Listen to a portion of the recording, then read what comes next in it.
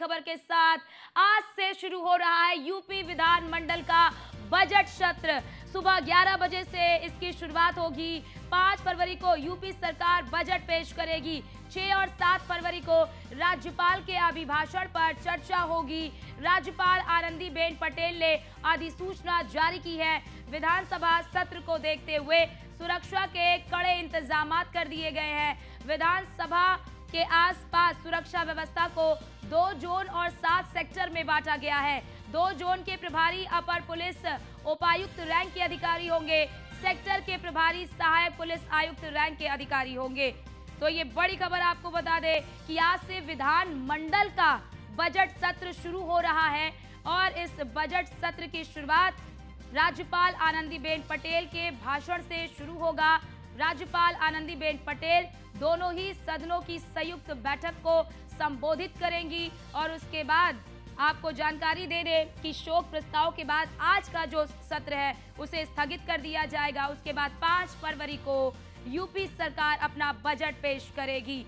5 फरवरी को योगी सरकार बजट पेश करेगी और इस बार का जो बजट है ये बताया जा रहा है कि पिछले साल के मुताबिक इसमें 75,000 करोड़ की बढ़ोतरी होगी। वहीं सरकार का विशेष फोकस इस बात पर भी रहेगा कि किस प्रकार से आय और व्यय को संतुलित किया जाए, यानी कि व्यय और खर्च को संतुलित रखा जाए। इस पर विशेष फोकस होगा और यूपी की जनता को खासा आशा है इस बजट को लेकर कि यूपी सरकार के पिटारे में यूपी वासियों के लिए क्या कुछ होगा। यूपी के किसान हो, महिला हो, युवा हो, उनके लिए इस बजट में क्या कुछ खास रहने वाला है। चौधरी चरण सिंह की प्रतिमा के पीछे विधान भवन में करेंगे संबोधित।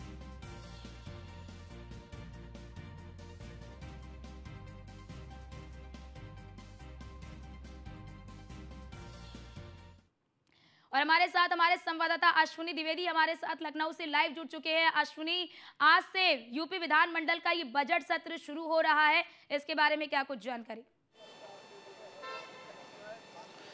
बिल्कुल, यूपी विधानमंडल का आज से बजट सत्र शुरू हो रहा है। आज के जो पहला दिन होगा काफी हंगामे के आसार हैं। इसको लेकर के पूरी तैयारी सरकार और विपक्ष दोनों की ओर से की गई है, क्योंकि अमूमन देखने को मिलता है जब भी सत्र चलता है विधानसभा का तो पहला दिन काफी हंगामेदार होता है, क्योंकि जो विपक्षी पार्टियां होती हैं वो कहीं ना कहीं सरकार की नीतियों का विरोध करती हैं। अमूमन देखने को मिलता है कि आज जो चौधरी चरण सिंह की प्रतिमा है उसके बाहर हर बार पिछले अगर 5 सालों में देखें तो समाजवादी पार्टी आज के दिन प्रदर्शन करती है, पहला दिन होता है। हालांकि जो अगर अंदर की बात करें सत्र के दौरान की, तो आज शोक प्रस्ताव लाकर के सदन को स्थगित किया जाएगा और कल जो है राज्यपाल के अभिभाषण के साथ बजट सत्र की शुरुआत होगी। निश्चित तौर पर इस समय हम विधानसभा के बाहर खड़े हैं।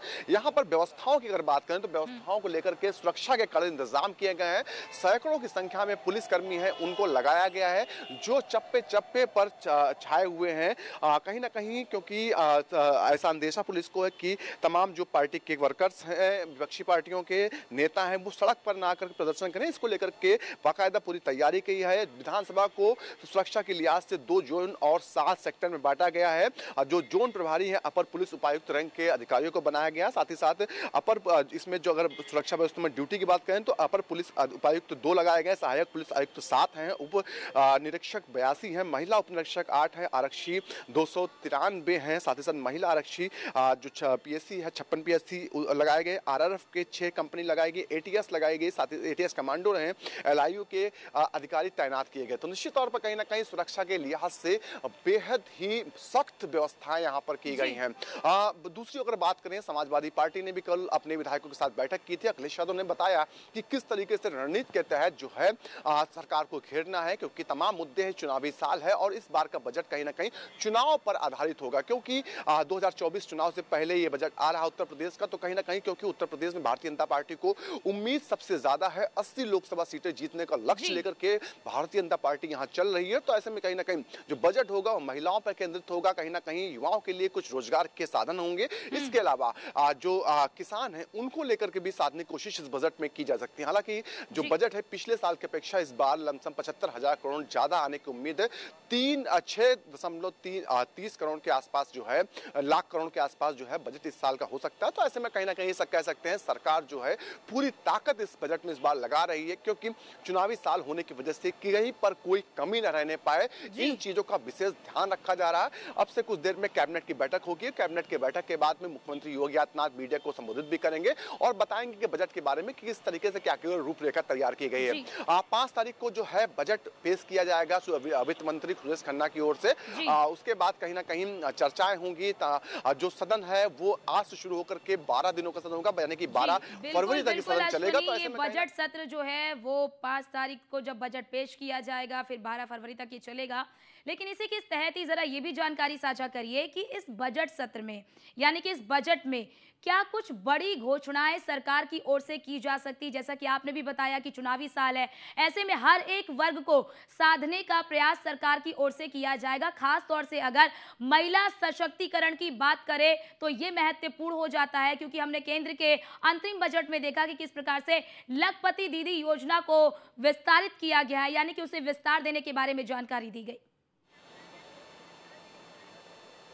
बिल्कुल, अगर बजट की उत्तर प्रदेश के बजट की बात करें तो निश्चित तौर पर कहीं ना कहीं पिछले अगर बजटों को देखें तो 3 चीजों का विशेष ध्यान रखा गया कि किस तरीके से सड़कों को लेकर के जो जाल है उसमें मजबूती लाई जाए, इंफ्रास्ट्रक्चर उसको कैसे मजबूत किया जाए, साथ ही साथ इंडस्ट्री जो है वो उत्तर प्रदेश में कैसे उसको डेवलप किया जाए, ऊर्जा के क्षेत्र में कैसे बेहतर विकल्प तलाशे जाए। इन तमाम चीजों को लेकर के हर बार बजट होता है। साथ ही साथ किसानों को लेकर के कहीं ना कहीं बजट में बड़ा प्रावधान होता है, हर बजट में देखा गया। चुनावी साल होने की वजह से इस बार ज्यादा उम्मीदें हैं, महिलाओं से जुड़े हुए तमाम ऐसे फैसले इस बजट में आ सकते हैं जो आगामी जो परिणाम बेहद सुखद देने वाले होंगे। साथ ही साथ किसानों को, गन्ना किसान हो या फिर तमाम अन्य किसान हो, उनको लेकर के भी बजट आ सकता है, क्योंकि सरकार ने कहा था पहले जब चुनाव में गई थी 2022 से पहले भारतीय जनता पार्टी तो किसानों के लिए बेहतर विकल्प तलाशने की बात कही गई थी। और निश्चित तौर पर उसके बाद देखा गया कैबिनेट के माध्यम से धीरे धीरे जो किसानों के लिए बेहतर फैसले हो सकते थे वो लिए जा रहे हैं। अब 2024 और 25 के बजट में कहीं ना कहीं किसानों को केंद्र में रखा जाएगा, क्योंकि किसान वोट बैंक एक बड़ा वोट बैंक है और कहीं ना कहीं ये लगातार भारतीय जनता पार्टी के पक्ष में वोट कर रहा है। 2022 विधानसभा चुनाव होना था। विधानसभा चुनाव से पहले किसानों का एक बड़ा आंदोलन देश में हुआ था। माना जा रहा था कि उत्तर प्रदेश में भारतीय जनता पार्टी का सूफड़ा साफ होगा, खासतौर पर पश्चिमी उत्तर प्रदेश में भारतीय जनता पार्टी जो है वो पिछड़ेगी। लेकिन कहीं ना कहीं भारतीय जनता पार्टी ने उन चीजों को समझा, उस पर काम किया। सरकार ने घोषणाएं की, जो बिल आए थे किसानों को लेकर के उनको वापस लिया। निश्चित तौर पर जब रिजल्ट्स आए तो कहीं ना कहीं सब अचंभित थे, सिर्फ विपक्षी पार्टियां नहीं, भारतीय जनता पार्टी खुद इससे हंसप्रति की आखिर इतना बेहतर परफॉर्मेंस पश्चिमी उत्तर प्रदेश में कैसे होगा, क्योंकि उम्मीद थी कि पश्चिमी उत्तर प्रदेश 10 से 12 जिले थे जहां पर भारतीय जनता पार्टी 20 से 30 सीटें जीतना मुश्किल लग रहा था। लेकिन जब आई तो एक तरफा एक तरीके से परिणाम आए। तो ऐसे में कहीं न कहीं किसानों को इस बार फिर साधने की कोशिश की जाएगी।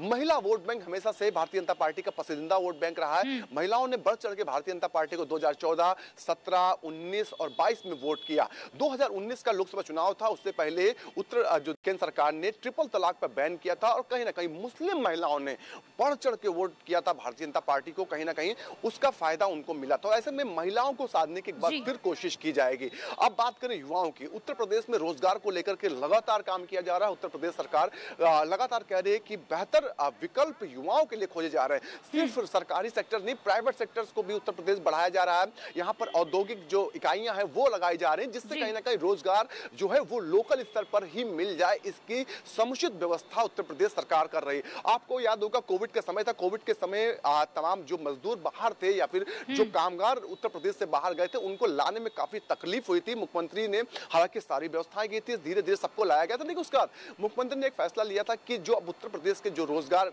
पाने वाले लोग हैं, जो कामगार लोग हैं, अब उनको बाहर जाने की जरूरत नहीं पड़ेगी। Global investor summit Uttar Pradesh में कराई गई, 30 लाख करोड़ से ज्यादा का निवेश उत्तर प्रदेश में आया, उसको धरातल पर उतारने के लिए काम किया जा रहा है। तो निश्चित तौर पर रोजगार के लिए भी लगातार प्रयास सरकार की ओर से किया जा रहा है।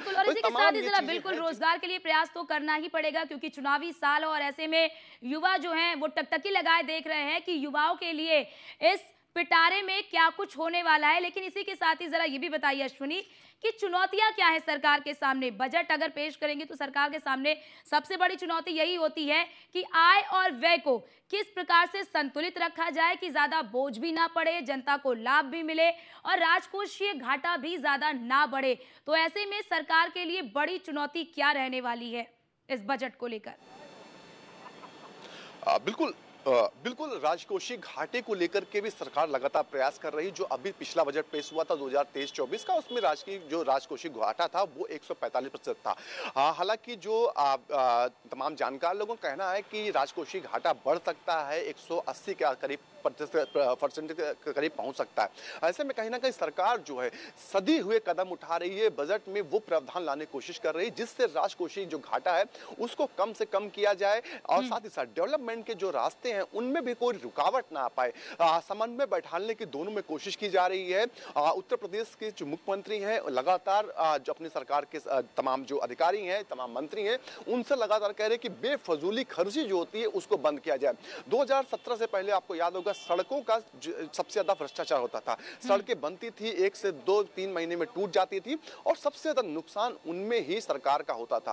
मुख्यमंत्री ने साफ तौर पर कहा कि अब सड़कें बनेंगी और 5 साल की गारंटी जो होगी वो ठेकेदार जो कंपनी संबंधित होगी वो लेगी। 5 साल के भीतर अगर सड़कों में नुकसान होता है तो उसकी भरपाई संबंधित फर्म करेगी। तो ऐसे में कहीं ना कहीं इन बड़े कदम उत्तर प्रदेश सरकार की ओर से उठाए जा रहे हैं। समय लगता है चीजों को बदलने में और कहीं ना कहीं उसी की ओर उत्तर प्रदेश सरकार बढ़ रही।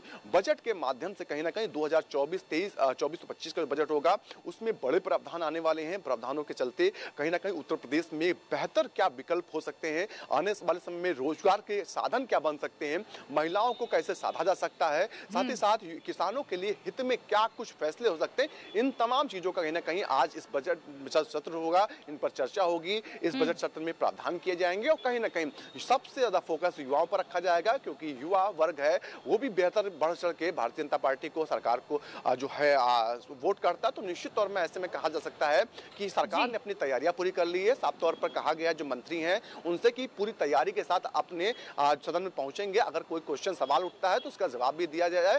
साथ ही साथ दूसरी ओर अब दूसरे पहलू पर पहुंचने की कोशिश करेंगे कि समाजवादी पार्टी जो मुख्य विपक्षी पार्टी सदन में है उसने भी अपनी रणनीति तैयार कर ली। तमाम ऐसे मुद्दे हैं जिन पर सरकार को घेरने का काम करेगी, चाहे किसानों का मुद्दा हो, एक तरफ विपक्ष की कोशिश होगी कि किस तरह से सरकार को घेरा जाए और वहीं सरकार की कोशिश होगी कि किस प्रकार से संतुलित बजट जनता के सामने पेश किया जाए। आपका बहुत बहुत शुक्रिया हमारे साथ जुड़ने के लिए और तमाम जानकारी हमारे दर्शकों तक साझा करने के लिए।